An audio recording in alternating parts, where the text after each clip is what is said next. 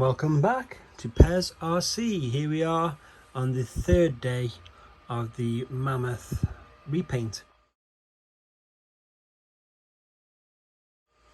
So what I've done is, you see the seats are drying in there.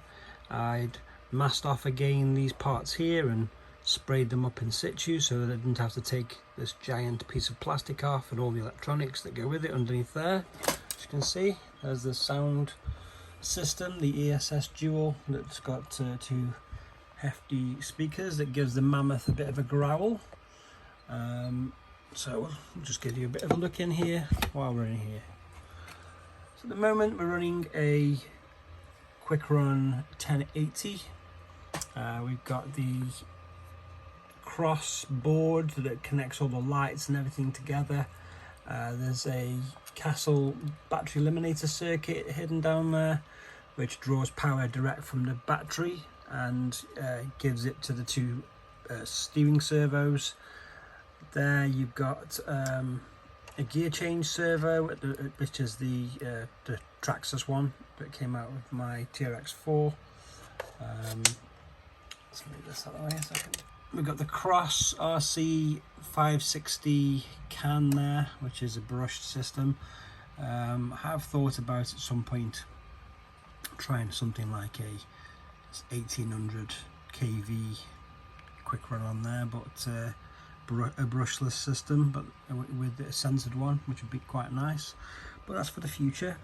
Down there you can see a 35 kilo servo for this arm here, and there's also one hidden in there. There's a couple of transition units like these ones here, and the drive shafts go in one end of the transmission and also the other side. This is packed with grease because it's like an echo chamber. I found that if you don't pack it with grease, it's very, very noisy. And also a bit of grease didn't hurt anybody. Grease is the word. The rear suspension I really like because it's a fixed pivot system. There's these parts here inside there that are like rubber bushings to give it a bit of play and a bit of dampening to stop them from wearing away all the time. So these free float, so if one's up, one's down, obviously. But it's quite a nice system and it works really well, strangely. These are independent and they work on a spring shock, and also, as you can see here and here running along, there are two torsion bars.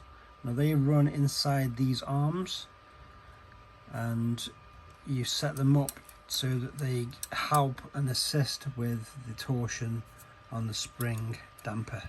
There's no oil damping on these.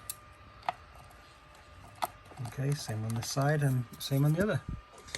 So that's a quick look at the gubbins of the Mammoth, I would call it, while it's in bits. There's a big plate that goes over there when you put it all in neatly and your battery squeezes in that way.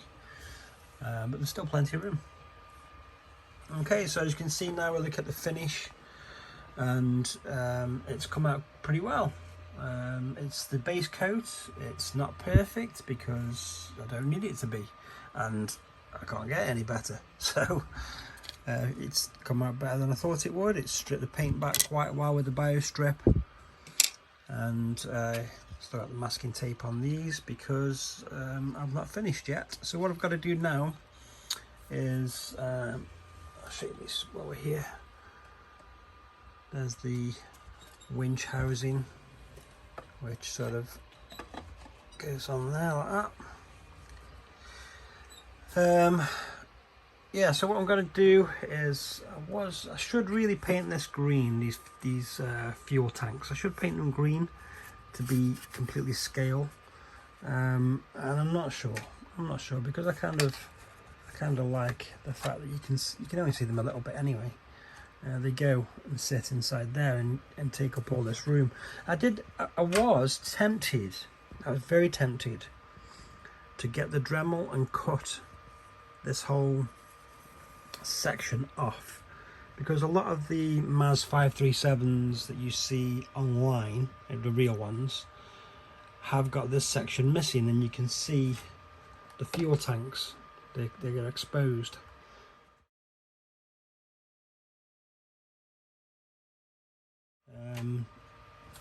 And I thought it's quite cool and different.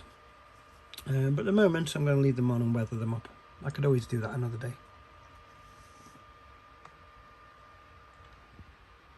We've got the dashboard there with the coat on, and the two little side skirts have come up quite well.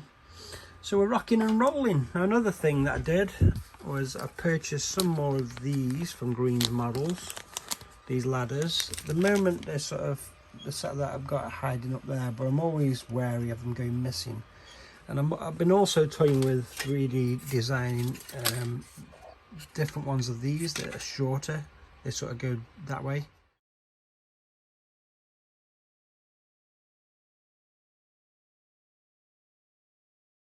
I've seen pictures of, rather than coming down, and then they've got a ladder hanging off them rather than this hanging down.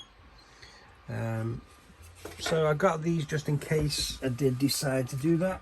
At the moment I'm having a problem with my Apple Pen, so I can't draw anything on the iPad. But I've got these anyway in case I lose any of those, because they're quite cheap for cross parts really.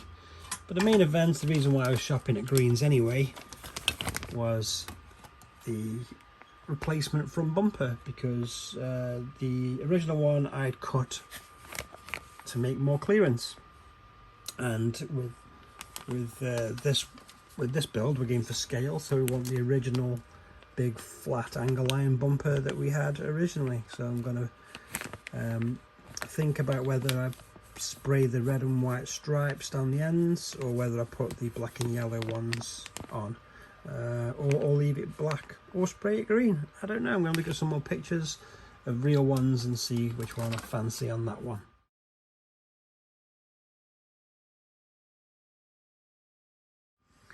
Okay, so the wheels, the wheel hubs, sorry, have been sprayed black, because I've seen a lot of pictures of the real ones where they're black, and they do make the wheels look quite big.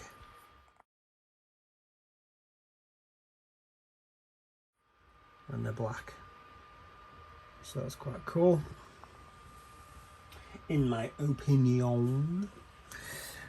And that's it for now. I've sprayed a little bit of grey inside there. I'm not going to bother spray the grey down the bottom because you can hardly see it. Just keep it white. The next stage is to possibly, I'm going to attach the doors back on. I might even stick it all together at this stage, and then just mask out the pieces that I need to do the weathering and modulation in one go, because the problem I'll have if I modulate things separately is they won't look like they're all connected on the vehicle. That's the issue you might have. It's better to weather it all together, I think. And I still haven't found the light on there, so I think I'm going to stick it together. And then at least all my parts are together as well, and then if I'm moving between projects I can just move it out of the way in one go and not have a complete logistical nightmare. Well, I remember this is the primer that I've used, and it's very good. It's colour primer, so we're killing two birds with one stone, and this went straight over the black pretty much with one coat, and it gives you a nice finish. So I've used it before anyway, this kind of stuff. And I ordered it from Firestorm Games in the UK, and it came next day. Good stuff. Anyhow, that's the progress on the repaint so far, and thanks for watching.